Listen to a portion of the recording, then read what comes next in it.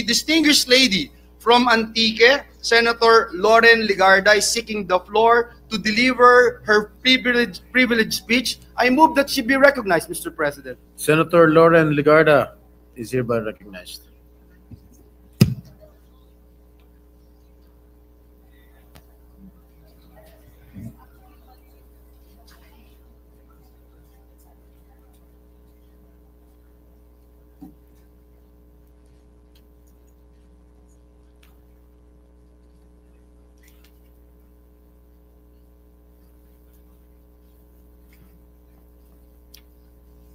Thank you, Mr. President.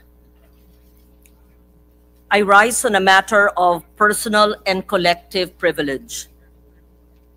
38,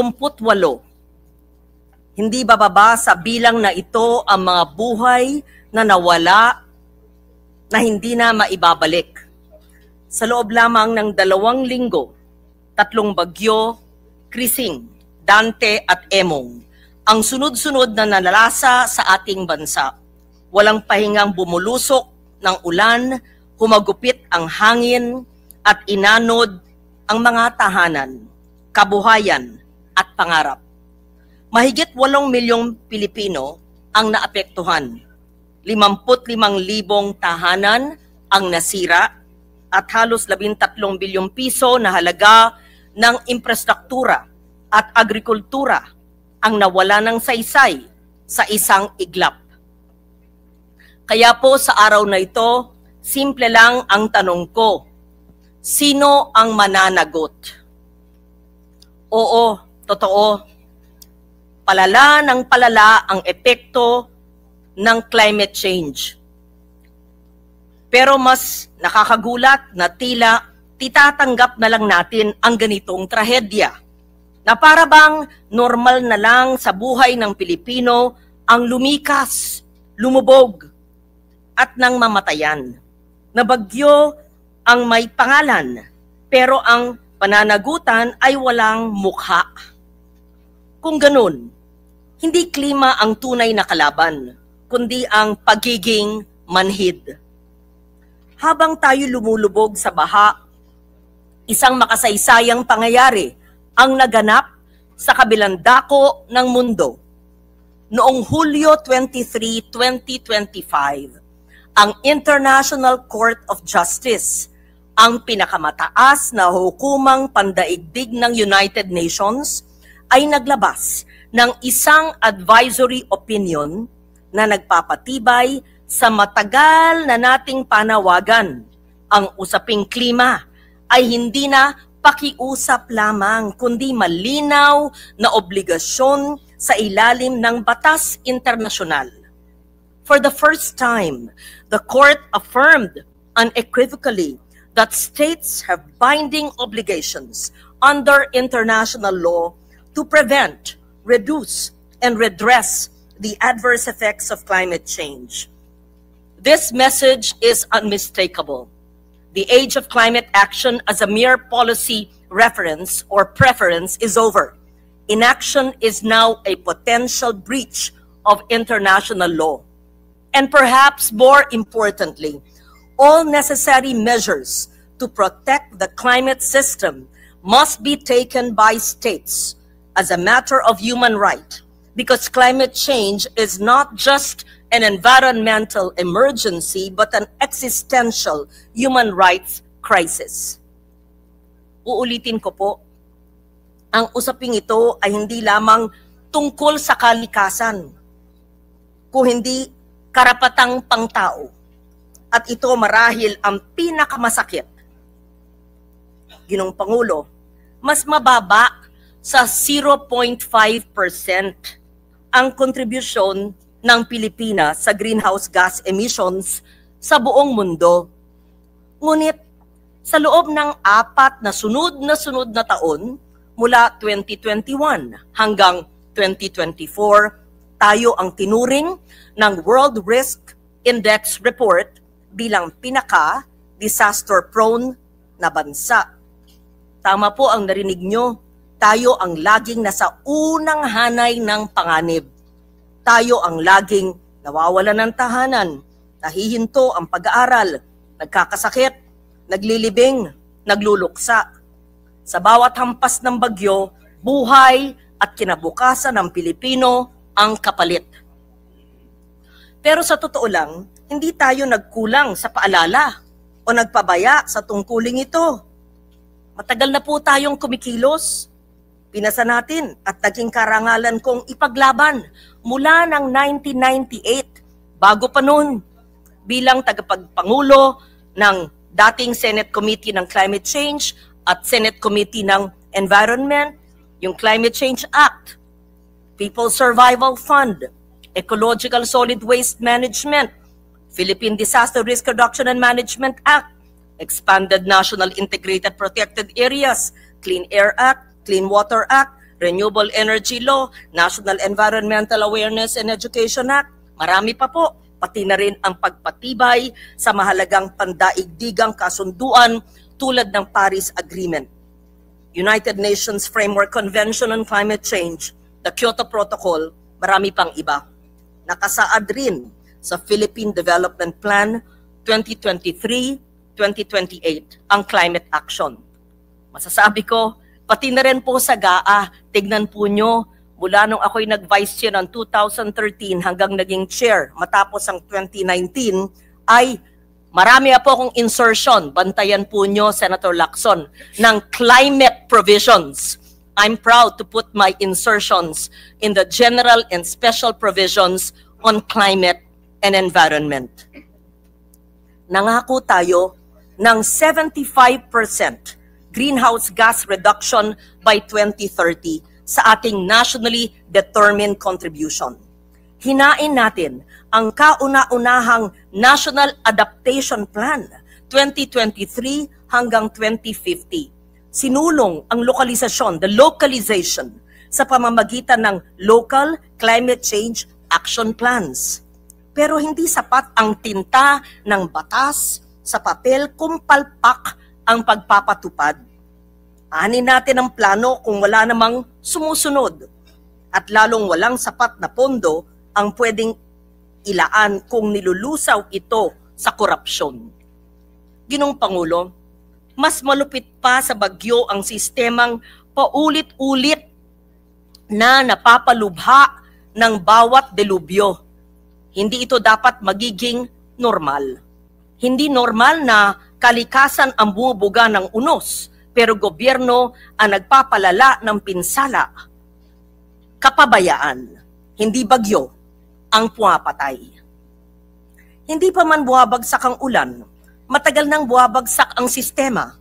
Sa baradong kanal, kalbong kabundukan, kawalan ng matinong urban planning, substandard na infrastruktura, walang disiplina sa basura, higit sa lahat kawalan ng pananagutan. Instead of meeting the force of storms with the strength of our systems, we meet disasters with dysfunction. And we should not be surprised by the result. A climate crisis colliding with bad governance. It is hypocritical for us to call on the world to act, even those contributing most to this crisis, if our own house is in disarray. We have to get our systems in order. And to do that, we must start spelling climate justice differently as climate prosperity. What do I mean? Because our people deserve more than simply surviving the next typhoon.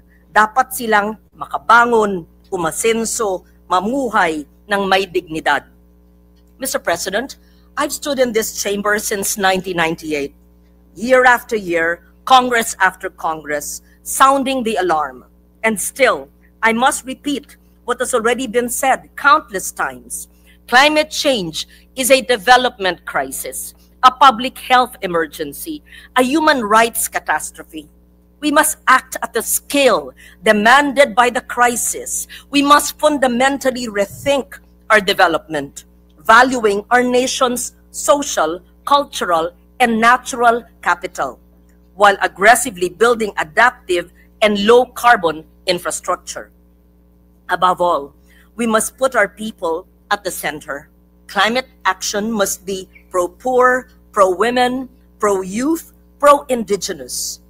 It must be guided not only by international law, but by climate justice, recognizing that those who contributed least must not suffer the most from its consequences. And we are not alone. We have partners. I recently had the privilege of facilitating a dialogue between Philippine stakeholders and the 74-country Intergovernmental Alliance, which includes the Philippines, the Climate Vulnerable Forum, on the need to translate the country's climate and development plans into real investments into renewable energy, resilient infrastructure, sustainable agriculture, and the just transition initiatives. The CVF's flagship initiative, the Climate Prosperity Plan, is a country-specific investment strategy based on macroeconomic modeling and long-term development goals that identifies funding needs, green industrial policies, and ways to attract the right investors and tools. A Philippine Climate Prosperity Plan may well be the missing link between our climate ambition and implementation, because to breathe life into a plan is first to finance it. I am pleased to learn that the Department of Finance is already developing a Climate Prosperity Investment Memorandum, or CPP. I urge the DOF and the CVF V20 to work closely with local governments, all the way to our last mile communities, so to speak, to ensure this plan reflects real needs, viable business models, and inclusive prosperity. Therefore, Mr. President, esteemed colleagues, I call on this body to decisively act across 4 critical areas. Number 1, mobilize and monitor climate finance. We must accelerate legislation that strengthens our ability to access, track, and utilize climate funds with full transparency and accountability. Dapat may tapat at maayos na implementasyon sa ground, hindi lang magarang report. Pangalawa, strengthen adaptation and local resilience.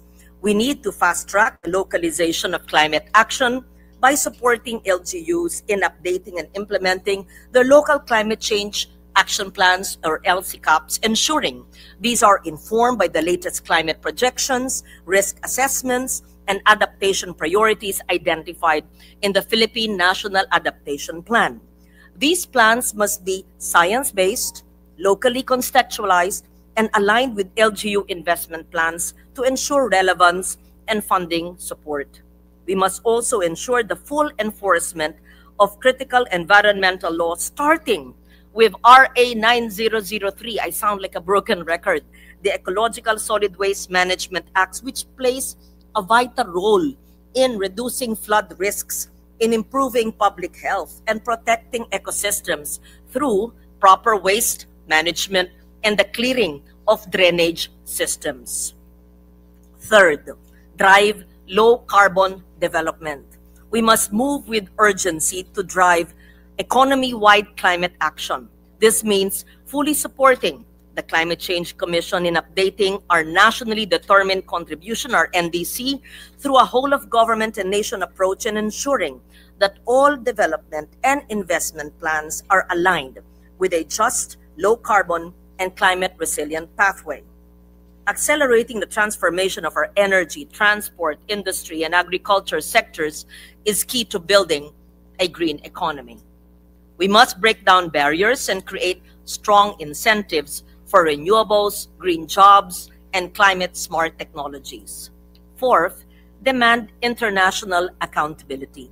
We must enjoin the Department of Foreign Affairs, in coordination with the Climate Change Commission, the DNR, to diplomatically invoke the ICJ advisory opinion across all international negotiations. This landmark opinion strengthens our legal and moral standing to demand scaled-up climate finance, technology access, and loss and damage support from high-emission countries and fossil fuel corporations. We must pursue every diplomatic and legal avenue to hold major polluters accountable and advance climate justice for the Filipino people. In line with this, I filed a proposed Senate resolution affirming the binding nature of international climate obligations and urging its national implementation in light of the ICJ opinion. Sa mga miyembro ng lupong ito, hindi na bago sa atin ang krisis na ito. Nauunawaan natin ang problema, alam po natin ang solusyon, at higit sa lahat, alam natin na nasa ating mga kamay ang kapangyarihan, ang paraan upang kumilos. We must move faster, smarter, more boldly than anyone else. We're not starting from scratch. We have the institutions, we have the laws, we have the funding support. We simply need to make them work. Hindi na ito tungo lamang sa susunod na henerasyon sapagkat ang dagok ng krisis ay naririto na at nadarama ng milyon-milyong Pilipino. Pero sa bawat tamang hakbang, tayo rin ang unang makikinabang. Kaya tapos na ang tanong kung ano ang gagawin or kung kaya ba natin. Huhusgahan na lamang tayo sa pagkilos o sa kawalan ng kilos.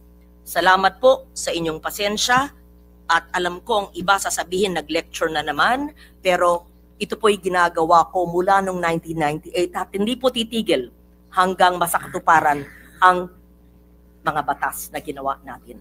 Maraming salamat po. Thank you very much, Senator Legarda, for your very informative, privileged speech.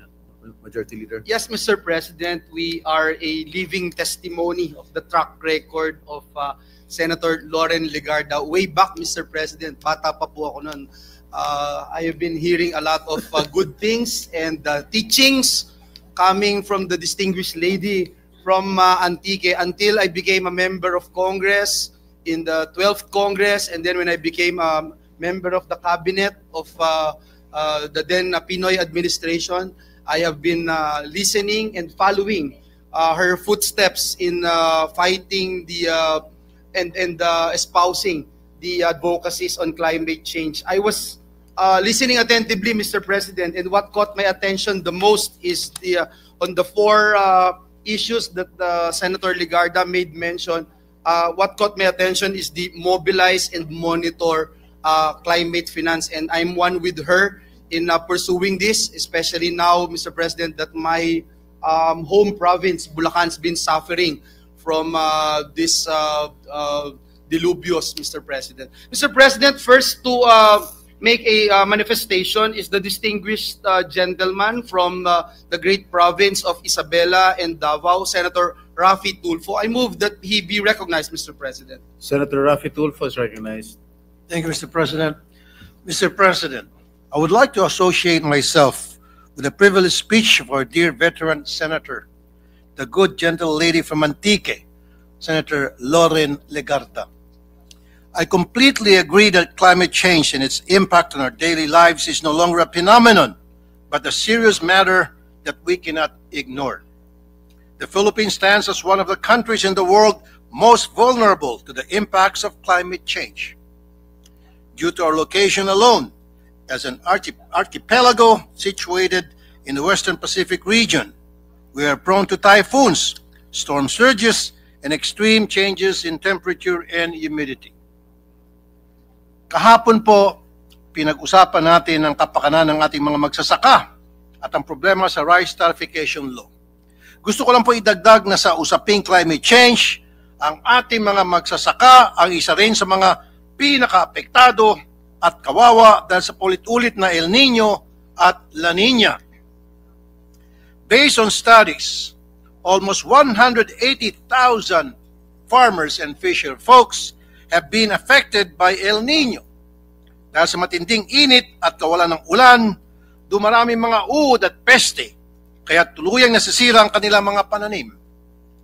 Pagdating naman ng tag-ulan, sunod-sunod na bagyong nananalasa sa kanilang taniman at tuluyang sumisira sa kanilang kabuhayan. Last June alone, due to the successive typhoons, an estimated 5.8 billion pesos worth of rice crops were damaged, with an estimated of 171,080 farmers and fishers folks affected across various regions. During the months of March and April, classes are disrupted and suspended dahil hindi nakayanan ng ating mga mag-aaral pumasok sa eskwelahan dahil sa matinding init. Pagdating naman ng June, hindi rin sila makapasok dahil sa sunod-sunod na bagyo at pagbaha. Again, disrupting classes and displacing students. These extreme weather disturbances due to climate change all lead to unnecessary learning losses every year. Masama din ang dulot nito sa kanilang kalusugan at mental health. Nakaka-stress sa mga mag-aaral at minsan sila ay nakaka-heat stroke at minsan naman ay nagkakaroon ng waterborne illnesses. Thank you, Mr. President. Mr. President, Thank you, Senator Tulfo. ako po'y lubos na nagpapasalamat sa manifestation. I would like to thank the good gentleman, Senator Tulfo, for his manifestation and for our shared advocacy. Thank you.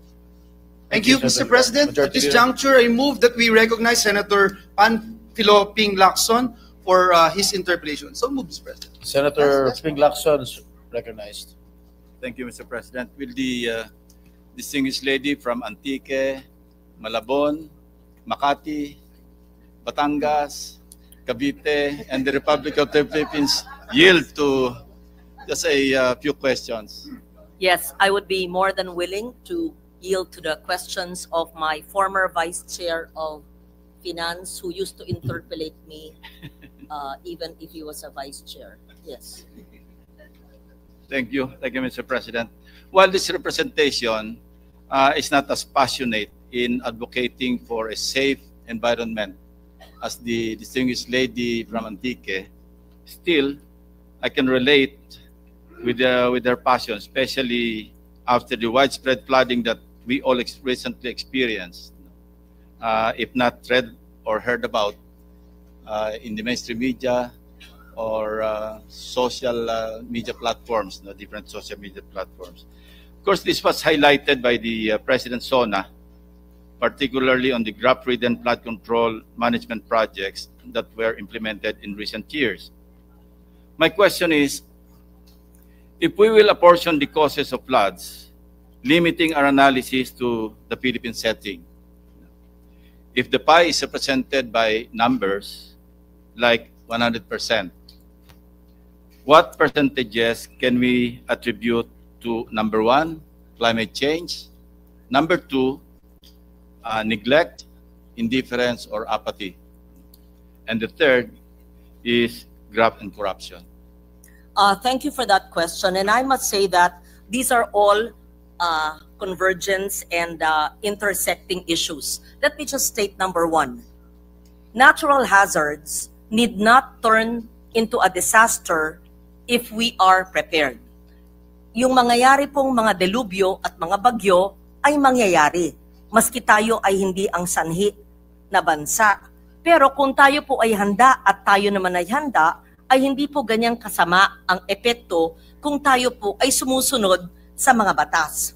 But we cannot oversimplify it and say maybe 50% natural hazards, but 50% because we are apathetic or we are corrupt or we simply do not follow the laws. Let me just state. So first, the natural hazards will happen. But that's why there is such a thing as climate mitigation and especially adaptation for a country like the Philippines. For example, we have early warning systems. Do we follow these early warning systems?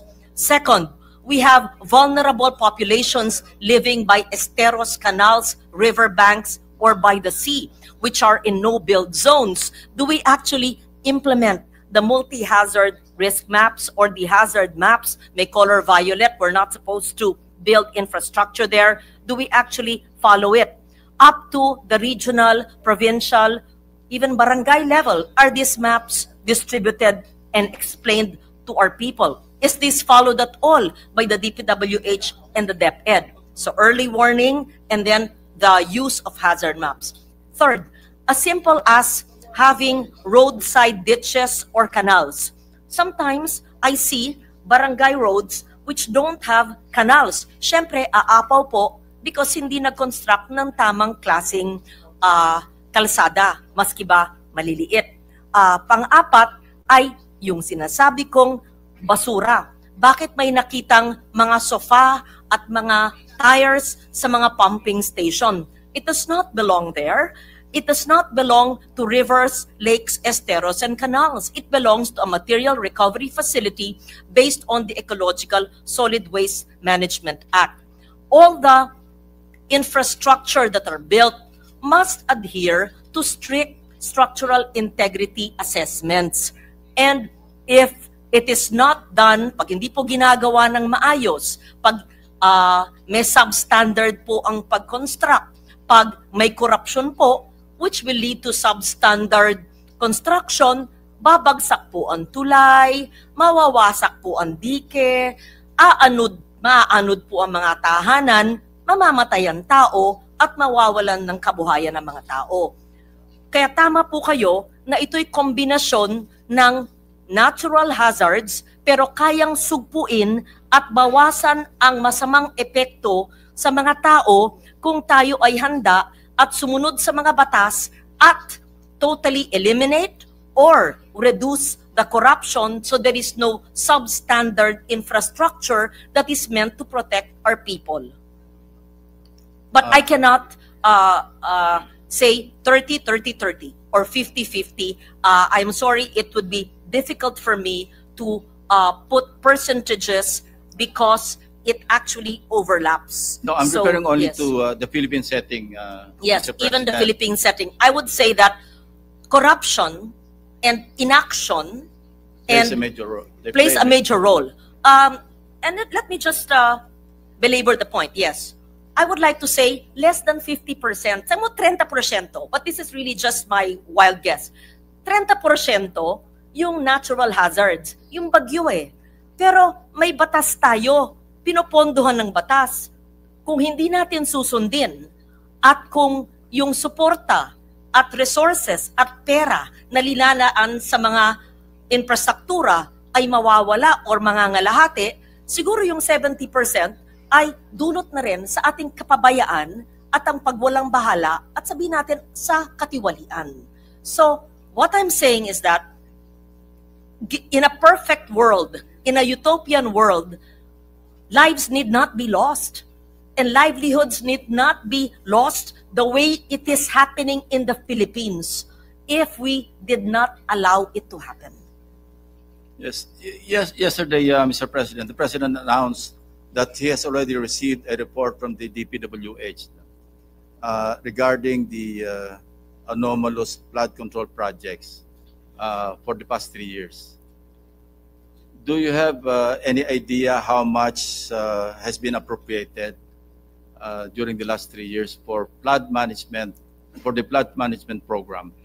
I don't have it offhand now, but that would be readily available first by DPWH, and perhaps the Senate LBRMO office would have that. I was no longer chairman of the Committee on Finance at the time, but it would not only be DPWH, perhaps the NIA would also should submit the reports on irrigation. No, because all flood management program related projects, Mr. President. Yes. I don't have it right now of 23, 24, and 25.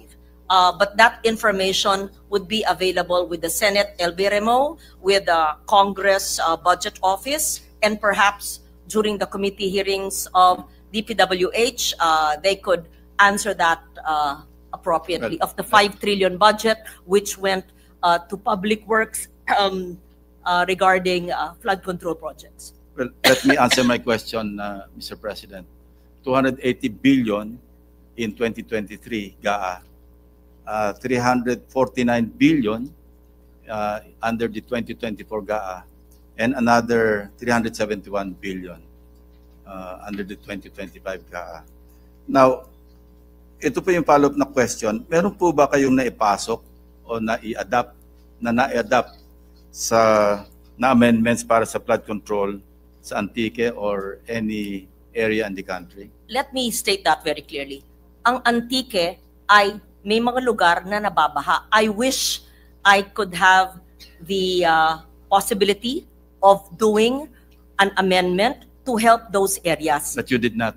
I'm not certain I have because I did not participate actively in the Finance Committee, neither did I join the BICAM. In short, baka hindi po na-adopt yung aking mga amendments. But I would like to state this, sa mga lugar na nabaha ay hindi naman masama ang flood control. Pero dapat ito ay science-based, aral sa engineering at sa siyensya at hindi po ginagawang money-making ng marami. Yun po ang ibig ko sabihin. Ito, Okay. meron silang binigay pero maliliit na mga flood control projects sa iba't ibang lugar pero sinabi ninyo yung mga numero. That is Yes. under the Senate version, Mr. President? Yes. Only under the Senate version. I don't have the numbers now of Your reference is the GAA for 2023, yes. 2024. As I said, I don't have the numbers now of 23, 24, I'm more and interested 25. in the insertions made in the Senate, Mr. Oh, President. I would not be at liberty to say that, but perhaps the chair of the Finance Committee then, who received all the amendments, but she's no longer with us now. Go ahead, Mr. President. Yes. So Please, what I'm saying Kindly is that share with us the figures that you just received from the page. this is engineering district. Yes, yes. What year is this? 2025. Valderrama, Sibalom, and San Remillo. Yes. And there are amendments. Very good. This is for this year's amendments. Yes. In what area, Mr. President? In Antique. Antique. Thank you for this information. Did this come from my staff? Yes. How about in other areas? I don't have the other areas, but these are flood mitigation structures protecting public infrastructure. And I would be more than happy to see how these are implemented Yes. by the engineering district. That brings me to the next question. Yes. Have you monitored the progress of those projects? No, not yet. I have not seen any monitoring yet. Both the region and the district must be able to give reports. And thank you for pointing that out to me. So kung insertion, hindi ba naka-PISARO yan? For issuance of SARO? Or FLR, for that matter? Honestly, I do not monitor the PISARO or follow up DBM, and you can check that we never follow that. But it is important that when we give amendments, that if this is adopted, that we must monitor it. But sometimes the oversight function is lost along the way among the national amendments that we do in different provinces. Yeah, I was thinking kasi dati po kayong chairperson ng Committee on Finance, and maski pa paano, you might be able to monitor during the plenary debates, or even during the committee hearings, kung ano yung mga insertions na nagawa dito sa Senate in the 19th Congress. I was chairman from 2015 to 2019, so I would not remember those amendments, but I would be happy to learn and to find out how these are monitored and the implementation. In fact, to do not just a financial audit, but actually a performance audit of how these infrastructure projects were implemented. And I'm sure you'll be as interested as I am to read or to know the President's the action that the President will take after he received the report from the DPWH, because Yes. it is nice to hear the President make those remarks during SONA, Yes. even to a point na mahiya naman kayo. Yes. But taking action or the follow-through action is the more important thing to us, di ba? What's important is that we find out in the 81 provinces which are the most vulnerable that need real flood control. Because we cannot say, hindi kailangan ng flood control, because as someone who has studied disaster risk reduction and climate change adaptation, even the construction of roadside ditches or canals is important, to be fair. And even, let's say, slope protection. It's been demonized by the poor implementation of some or many in different jurisdictions. But you will agree with this representation na meron talagang anomalous projects pagdating Of sa flood course, control. yes. Yes. Meron Let us- din mga ghost projects that you have monitored while you were chairperson of the Committee on Finance. Oh, ghost projects, I'm not able to say to be definite about it. I don't think as chairman of the Committee on Finance then, I would coordinate closely and ask the Finance Committee or the DPWH, ghost ba yan? No. I was not able to monitor any such ghost project. I could not do that. Yeah, for your information, I did my some preliminary research work. I fielded some teams to areas that are suspected to have some projects, and I tasked my teams to find out kung ano yung status ng mga projects. And this is subject to validation. One such project had an appropriation of something like 190 million pesos in 2023. When we check with the GAA, meron naka-indicate na completed. It's just a sitio, very small. Sitio is smaller than a barangay, di ba? So, pinahanap kong pilit, hanapin nyo nga yung flood control project na sa 2023 na sinasabi sa GAA completed. So, hanapin nyo kung anong itsura ng project. When they came back, they reported to me, sir, wala hong project. How would the district engineer and the regional director explain that there was That's a the reason GAA why, provision? of course, as I mentioned, subject to validation. Kasi baka hindi napasadahan yung buong sitio. But if they did, then obviously, this was a ghost project in 2023. Worse, meron na namang appropriations, I think, under the 2025 GAA, dalawang items. In the same sitio, hundreds of millions of pesos na naman yung. So what we were suspecting initially, ghost project noong 2023, pwedeng pinondohan para gawa ng project para mabura na yung 2023. But we intend to get to the bottom of this project and find out who, if indeed this was a ghost project, we intend to find out sino yung responsible. And I'm awaiting the report of the President to the public based on the report submitted by the DPWH kung kasama itong natuklasan namin, na-discover namin. That's only one item, Mr. President, but there are tens of billions of pesos worth of flood control projects in that same locality, a bigger area. May we know the name of the province? Suspension, Mr. President. I might deliver a privileged speech or I might take it up during a committee hearing. I'm almost certain it is not my home province of Antique. Although it's not in Antique, although we need, Mr. President. To be fair, we need a lot of flood control Kasi mitigation measures. Kung sa Antique, Mr. President, I won't be talking to you. Yes. No, but to be fair, the implementation of flood mitigation measures has been demonized. Kamukha kami, sa maliit na bayan ng Sebaste, may hanging bridge. Nawasak nung nakaraang bagyo, ang mga DSWD at mga staff ko tumawid ng ilog na naglalakad. Pero hanggang ngayon, dahil sa gitna ng taon, ay walang panggaa at napakahaba ng proseso sa NDREAM Fund para itayo yung bridge. Nabaha yung barangay, cut off from the mainland, but it's difficult for me to help them because there's no provision for flood control or even a regular bridge or a hanging bridge.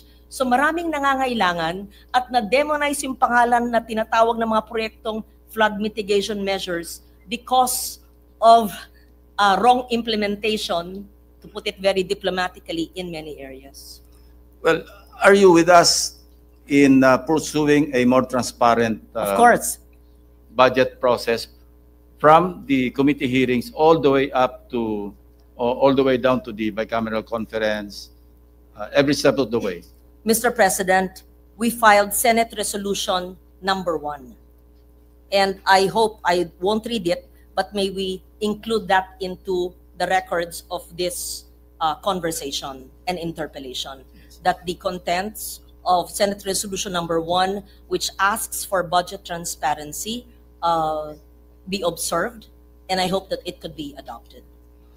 Yes, because at the rate practically everyone is gearing towards a transparent budget process, in this Congress particularly, or in this regular session. I think we can more or less mitigate yung insertions, because legislators will be more reluctant to insert projects that are not coordinated with the agencies that will implement those projects, simply because they will be identified Yes. if we have a transparent budget process or legislation process dealing with the budget Yes. for 2026. I think from the very beginning, Mr. President, the budgetary process entails that the amendments of lawmakers must be aligned with what perhaps a district engineer or the LGU have discussed and have requested of the lawmaker. But the problem, Mr. President, is even before the approval of second reading, hindi natin alam kung sino yung proponent ng mga amendments, because these are not taken up in the plenary. It should be taken up and there should be a more transparent process. So you're with us, Of course. particularly with the new chairman of the Committee on Finance, Senator Gatchalian, because he requested the members of the minority to co-sign a joint or concurrent resolution to have a transparent budget process. As I said, we filed, I think 7 of us, a budget transparency resolution. And today, I supported the chairman of the Committee on Finance in the resolution by party, majority and minority, in budget transparency concurrent resolution. So we both agree that when we tackle the 2026 National Expenditure Program, and we come up with our own version, the Senate version, even scrutinizing the House version, the GAB, that we will open everything to the public and to the media. We should Walang open, taguan ng amendments, especially during the BICAM. Will you agree with me if we pursue utmost transparency, Yes, especially Mr. during the President. BICAM, Mr. President? that is the essence of the 2 resolutions which we have signed, and that is what we should have passed with a bill that I co-authored with you on the budget process, that the request must emanate from the local governments, having been reviewed by engineers and going up to the Regional Development Council. I think we discussed that 8 years ago when I was chairman of the Committee on Finance, and that's how we've always tried to make our amendments. But you're correct, if everything is seen, kakulangan ng classroom, sabihin mo na may flood control, may dike, kailangan talaga. At kung yung district engineer magbibigay ng ganong request, ano man ang kailangan, may irrigation, kung talaga naman kailangan ng irrigation, paninindigan na mag-aamenda ng budget. I'm very happy to hear that, Mr. President, because at least after the President castigated all of us, as a matter of fact, during the Port Zona, siguro naman magigising na tayo sa katotohanan na mahiya naman tayo Mahiya naman tayo na lahat. mag-insert ng alam naman natin na hindi alam ng implementing agency.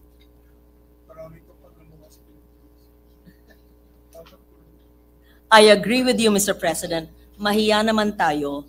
Una, ang tagal na nandyan ang batas. Pangalawa, may pondo naman at hindi tayo mahirap na bansa. Pero matagal na nang naghihirap dahil hindi napapatupad ng ayos at ang iba ay napupunta sa katiwalian. I will not belabor the issue anymore, Mr. President, and these matters will be taken up during the committee hearings of the budget deliberation and even in plenary. So let's wait and see kung talaga magiging transparent tayo lahat. I think the At fact, least in the Senate. but the fact, Mr. President, the 2 resolutions have been filed already.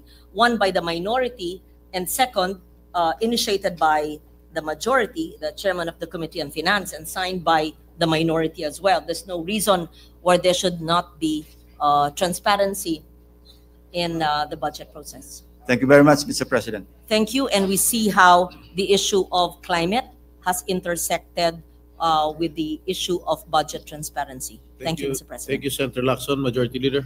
Yes, Mr. President. Next to make a manifestation is Senator Amy Marcos. I move that she be recognized. Senator Amy Marcos recognized. Thank you very much, Mr. President. Majority Leader, if the lady from Antique will submit a few questions. Yes, Mr. President, I would be more than happy to receive questions from the good senator from Ilocos. Yes, maraming salamat, and we're all fully aware that the first issue would be climate finance, of which there are quite a few sources. Today, even without insertions that appall Senator Lacson, in 2025 alone, we had 364.4 billion in the operational GAA. So that in spite of this very huge amount, the ancient, as it were, Metro Manila Plan of 1977 has not yet completed the Parañaque Spillway or even the dredging of Laguna de Bay. So firstly, there is the GAA. Secondly, of course, there is the agency that the Honorable Legarda herself established, the Climate Change Commission, which is the agency that seeks to access the Climate Change Fund, the Green Fund, and other international funds.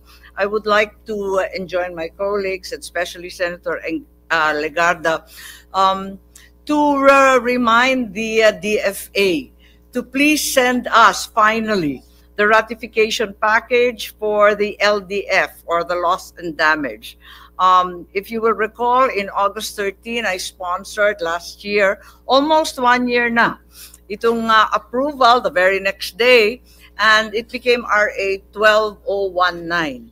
Until today, we are yet to receive the ratification package, and being that we're the host country for the LDF board, I believe that this would be a very, very good source of additional climate finance. As of today, the total pledge is US $788.8 million, and already $271.6 million have been received. So marami tayong makukuha niyan, being, as you stated, the most vulnerable country. Magtulungan po tayo para kalampagin at maratify ito sa lalong madaling panahon. Magbibigay sila under the Barbados implementation modalities ng iba't ibang proyekto from 5 to 20 million US dollars. Sana ma-access natin to sa lalong madaling panahon. Thank you for that. And yes, I acknowledge the fact, and we're grateful that the good sponsor had initiated and passed our hosting of the Loss and Damage Fund Board in the last Congress. That means a lot to us. But our hosting of this and the passage of such treaties would not be effective if we don't know how to access it. And if these treaties... We haven't even ratified po. That's the problem. We have not yet concurred. Yeah, I'm still waiting for the ratification package from DFA. We passed the law. We did. We passed the law that merely grants juridical personality and legal capacity But to concurring the loss and damage. Pero ratification still pending. So sana magtulungan po tayo, kalampagin ng DFA na matapos yan dahil hindi natin ma-access yung milyon-milyon dolyar para sa loss and damage. Yes, because I know that we passed something. So it's not yet the concurrence in the ratification of the Wala loss pa. and damage fund. Wala pa. Okay. So there's nothing to act on? Wala If- pa.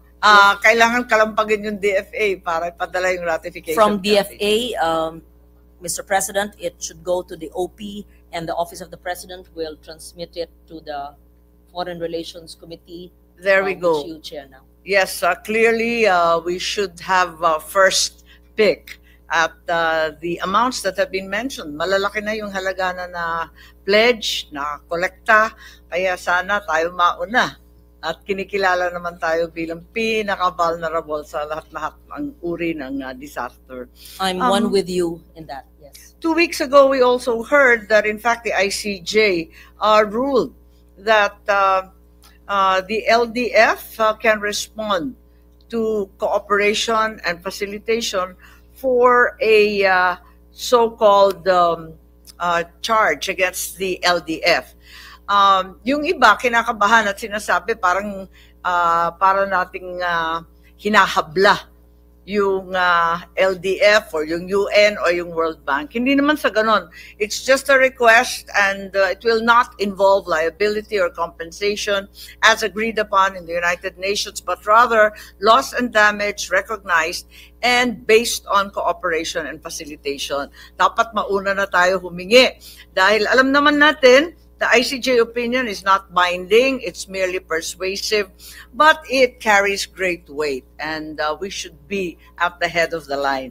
So sana wag tayong kabahan na parang inaaway natin sila, hindi naman ganon, kundi talagang nag-ipon sila nitong halaga para magamit sa climate-related projects. So I'm hopeful that we can make these projects once again at hindi ma-delay tulad ng ibang mga projects sa CCC. Thank you very much. The CCC is actually here now. Yes, and, I saw them. Yeah. And in my understanding, the funding mechanism of the CCC has been moved to the Department of Finance. Yes, I understand that's correct. At yun nga ang issue. Pero ganun pa man, kung saan man manggaling, whether it's the GAA, whether it's the climate change access to present climate finance, even if it's the LDF already, sana talagang mabigyan ng diin ito.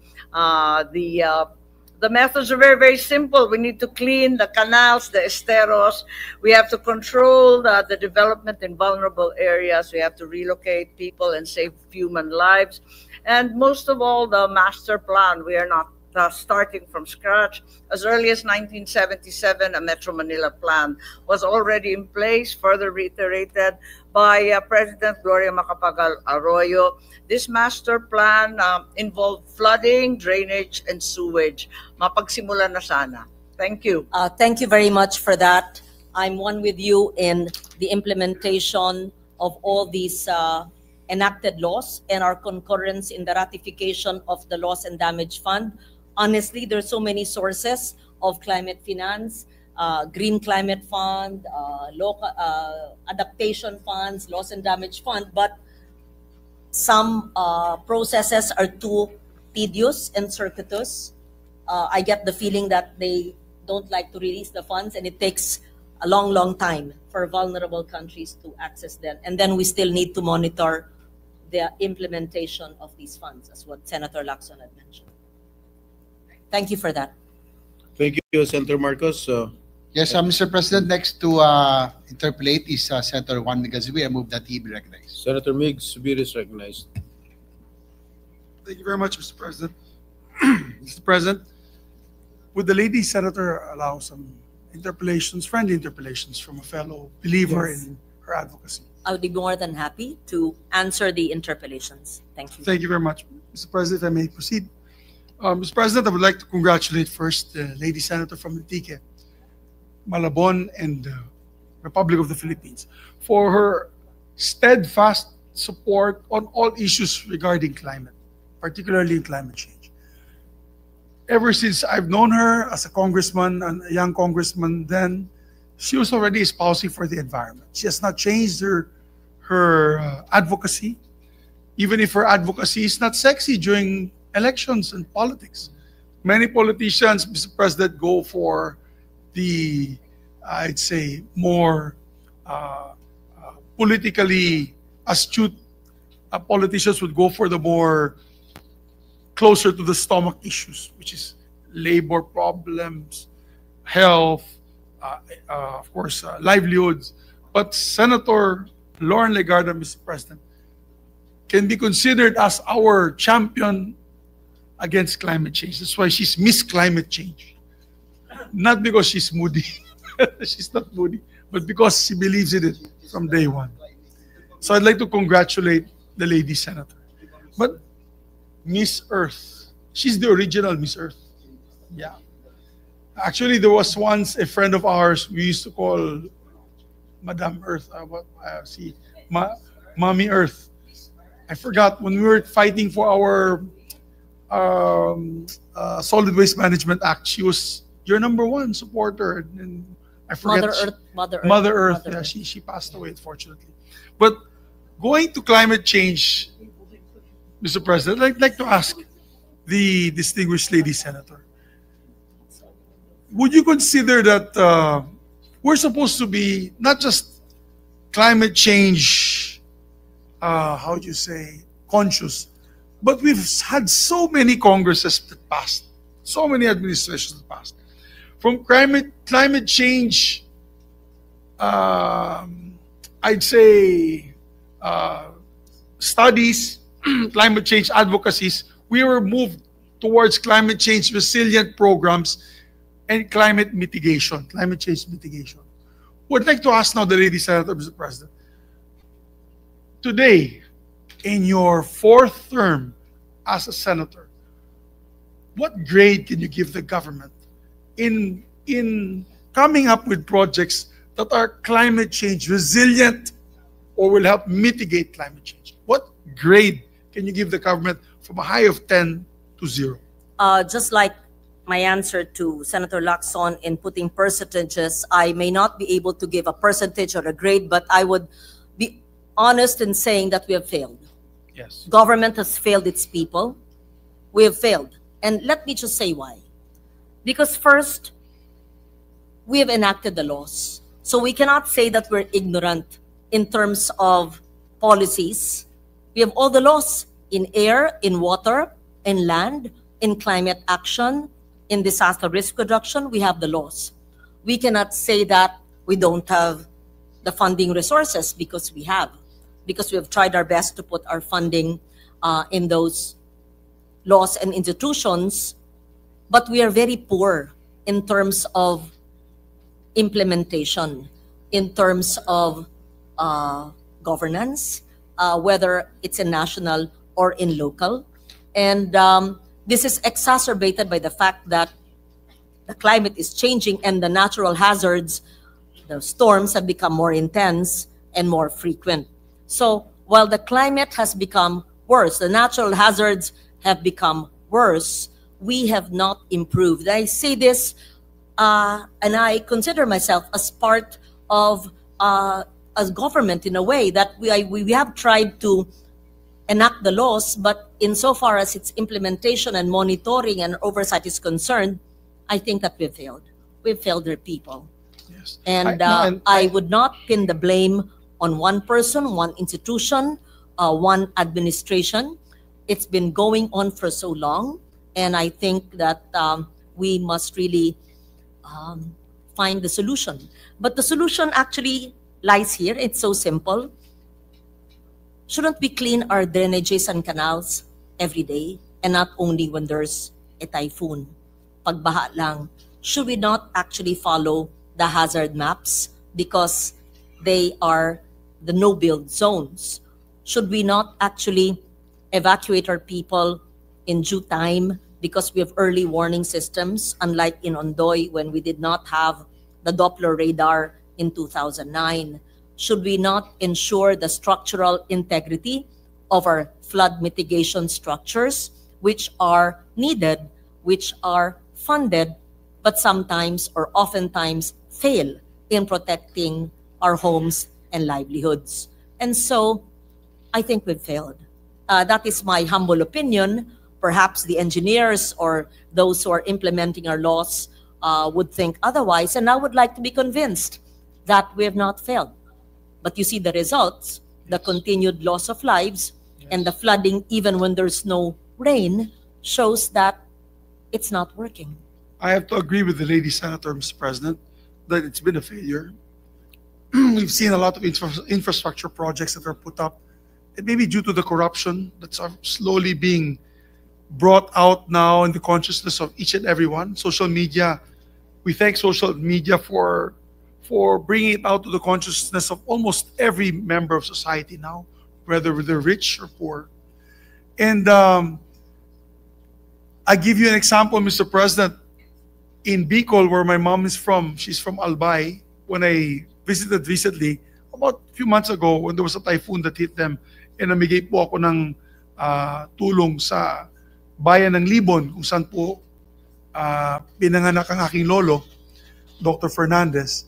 At ang banggit sa akin doon ay paulit-ulit po silang humingi ng flood control kasi baha po dyan na projects. Ang problema daw, Mr. President, ay parang chop suey na hindi po siya master plan. Ang gagawin, maglalagay po ng dike dito, wala naman dike sa gitna, lalagay na naman ng dike dito sa kabila. So kung sana lang po may butas, doon lumalabas ang tubig, nababaha pa rin po yung mga barangay. Tapos ang sabi pa nila, Mr. President, yung mga project doon, yung mga dike, pagbagsak, nakita po nila, puro kawayan yung laman. Hindi po kabilya ng bakal. Yan yung riprap na kawayan po, bamboo, ang ginagamit po nila as the base, as I'd say the frame, base frame, which should be, of course, all steel. So, would you say that in a way we have failed in our climate resilience, in our climate mitigation projects, due to the fact that there's been widespread corruption on these infrastructure projects? Yes, the failure of oversight, the lack of structural integrity, the collapse, figuratively and literally speaking, of infrastructure because it's substandard, because of corruption. These are major and main causes of the loss of lives and livelihood. As I said, we could have avoided the loss of lives because we have the laws and we have the institutions if only we implemented the laws properly. Yes, Mr. President. And imagine we spent so much money, hundreds of billions of pesos on particular infrastructure projects, Mr. President, na hindi naman gumagana. Like, for example, grabe pong ulan dun sa mountain areas of the Cordilleras. And most recently, we saw a video and pictures of the landslides that now have destroyed Cannon Road. Yes. A very large portion of Cannon Road is unpassable now due to the high level of rainfall. But the sad part about it, Mr. President, is if you look at the designs of the landslide mitigation facilities that they used, which is more commonly known as rock netting rock. So sabi ko, rock netting rock. Kasi yan ang hilig po ng mga politiko, maglagay ng rock netting. Isang maliit lang na ulan, or mabilis lang po na ulan ay nagigiba na. At may sinabi pa nga si Senator Ping Lacson sa akin na yung isang project na rock netting ginamit fish net. Hindi na po yung bakal na wire netting. So fish net na po. So I agree with your observation, together with my observation, that due to rapid or the increased corruption or the, how do you say, kapal-muka na korupsyon ng ating ibang mga kababayan, ay natetenga itong mga projects na sisira at ultimately ang taong bayan ang kawawa. At sana naman po, Mr. President, don't you think, Mr. President, to the good sponsor, na hindi lamang pong insulto na nakakahiya kayo ang itapon natin sa kanila, kundi dapat siguro kasuhan na sila para sa ganun ay hindi na po ito mangyayari muli. Would the lady sponsor agree with me on that observation?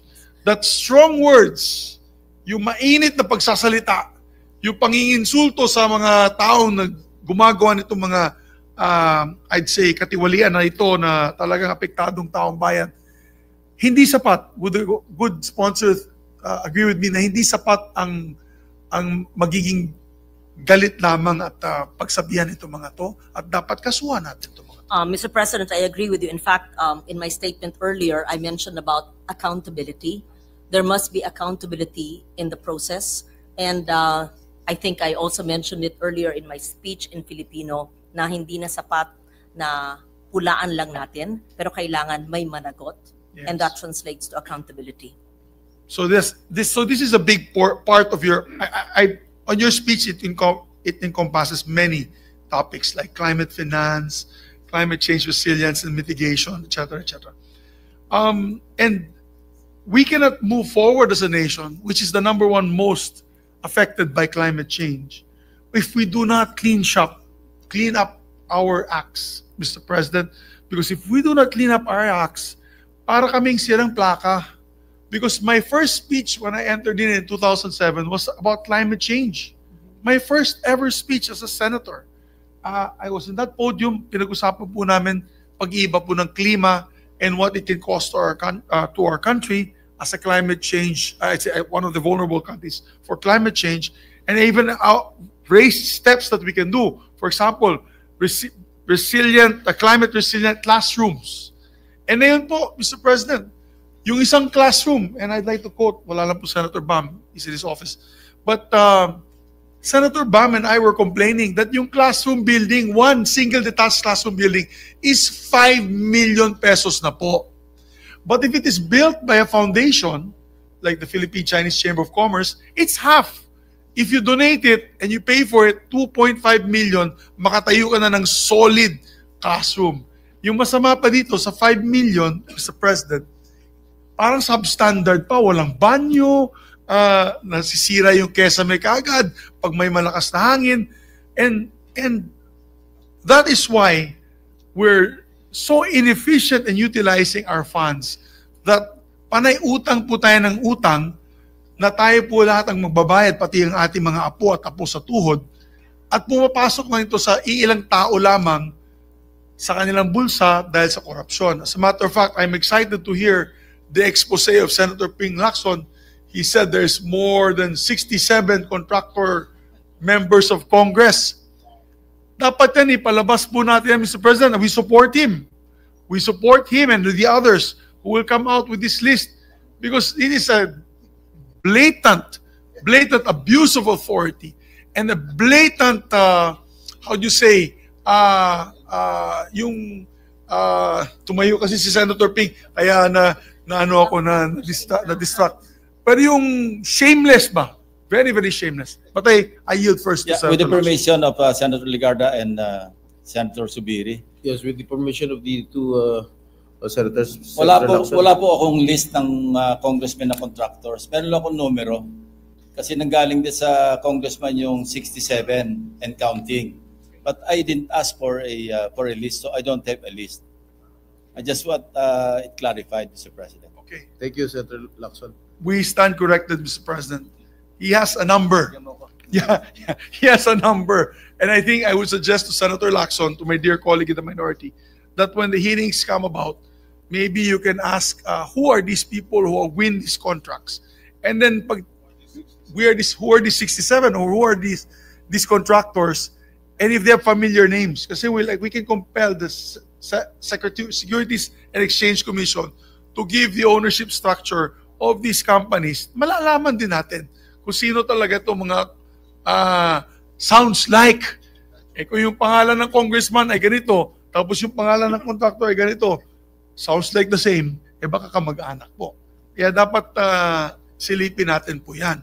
Because there's a huge conflict of interest. That is the word that I was looking for. A conflict of interest which has never been seen in any other country, especially first world country, Mr. President. Yung mga Hapon naghahari-kiri, napapakamatay dahil sa isang shameful, action done by this person.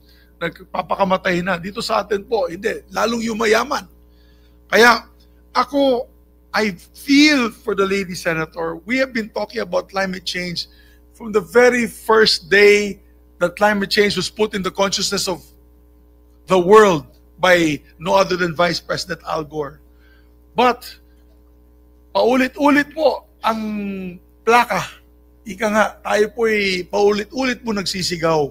Naggumawa na tayo ng hakbang. Pero lahat ng hakbang na ginagawa po natin, Mr. President, ay palpak. Kaya, I support the lady senator on her crusade. And I wish actually, Mr. President, if possible, if we can return back to her the Senate Committee on Climate Change, because she actually was the chairperson of the Senate Committee on Climate Change. Kasalanan ko po yun. Nung majority leader po ako, kinausap ako ni Senator Frank Drilon, ang minority leader. And he said, Migs, kung gagawa ka ng bagong committee, dapat mag-collapse ka ng iba. We have to rationalize our committees. Natatawa ang ating majority leader. That was the time when Senator Soto was still our Senate President. So I apologize to the lady senator that now she's back in the Senate. We no longer have the Climate Change Committee. That was really her baby. And she did so much work there that I'm appealing maybe one day we can return that committee back as a standing committee of the Senate, which is a standing committee, by the way, in the House of Representatives, and hopefully nominate her once again as the chair of the Climate Change Committee. Thank you for mentioning that, Mr. President. It was in 2009. I was on my second term when I pleaded to the whole body to create the Senate Committee on Climate Change, because as I mentioned, and as you all very well know, climate change is not only an environmental issue. It is an overarching, it's an issue of national security. It's an issue of health and agriculture and livelihoods. And so it was an enlightened Senate in 2009 that created the Standing Committee on Climate Change. And I chaired it until my third term in 2019. And to my disappointment, my two good friends and allies, Senator Soto and Senator Zubiri, had abolished it and subsumed it under environment, which is not really an enlightened move. Because, as we all know, and I'll say it again, climate change is both agriculture and food, national security, education, and health. It should be a standalone committee. But then, committee or no committee, I stand before you to urge for urgent climate action. And I accept your apology. Yes, that's why I'm apologizing, Mr. President, because now I realize the folly of our action, because really, there should be a standing committee of the Senate on climate change. And I fully support it if there will be a move to amend the rules later on, that we have one. The talent of this distinguished lady senator cannot be limited only to culture and arts, Mr. President. She's the chairman of the Culture and Arts Committee. That's very important too. No, it's very important. Yes. I don't want to belittle that. I'm just saying your talent should be more than just one committee. Thank you. You've more than made up for the wrong decision you did in 2009. And before I end my Thank you, Mr. before I President. end my interpellation, just want to say the only thing that there may be climate change all over the world, umiiba yung klima sa buong mundo. But one thing with Senator Legarda, her beauty has not changed, Mr. President. Thank you very much. Thank you, Senator Zubiri. Senator Thank you Pangilinan. very Yes, much. with the permission of Senator Zubiri, just a brief manifestation with the permission of the good You have the lady floor. senator from Antigua. Yes, should a committee on climate change be restored or created by plenary? Perhaps one question that I'd like clarified is how then do we decide if the matter involves agriculture and climate change? Where will it be referred? So that the answer doesn't have to be done today. I just want that clarified, because there will be potentially conflicting referrals or conflicting jurisdictions rather, and therefore that has to be clarified. The answer doesn't have to be given today, but I can answer it very easily. Thank you for that. If you Senator backtrack in the archives in 2009, these were the same discussions, and you were a senator then. I recall that I stood on the floor and defended the necessity for a standing committee on climate change, understanding the issue very deeply, that it is more than an environmental, an agricultural, a health, a livelihood issue.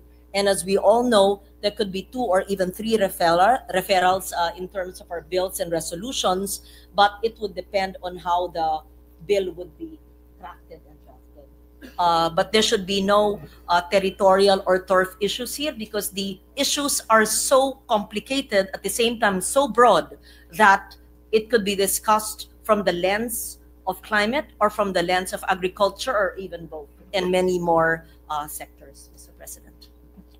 thank you for the clarification. I'd still like to get when. Yes, thank you. Thank you. It's a question of which committee will have jurisdiction over a certain resolution, bill. Thank you. Thank you, Senator Pangilinan, Majority Leader. Yes, Mr. President, before I make a motion to refer the privilege speech of Senator Legarda, I'd just like to commend Senator Legarda for being very consistent, as mentioned by Senator Zubiri. When climate change is not that sexy, hindi siya ganun ka-popular, but it is something that we really have to take in serious right now.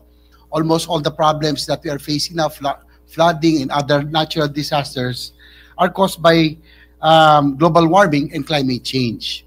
And that she has been very consistent. Every time she enters the room, she changes the climate of the Senate Hall. Pinababago po niya yung pinapainit niya po. Just kidding. But again, we'd like to commend Senator Legarda for being consistent for her advocacy. And likewise, Mr. President, this representation filed an FOI bill. Doon po sa binanggit po kanina ni Senator Lacson about budget transparency, which includes promotion of transparency in government, includes tribe streaming of committee hearings, including the bicameral conference committee hearings. So with that, Mr. President, I move that we refer the privileged speech of Senator Legarda and all the interpellations and the manifestations thereon to the Committee on Environment, Natural Resources, and Climate Change. So Any moved, Sir President. objection? There being none, motion is approved.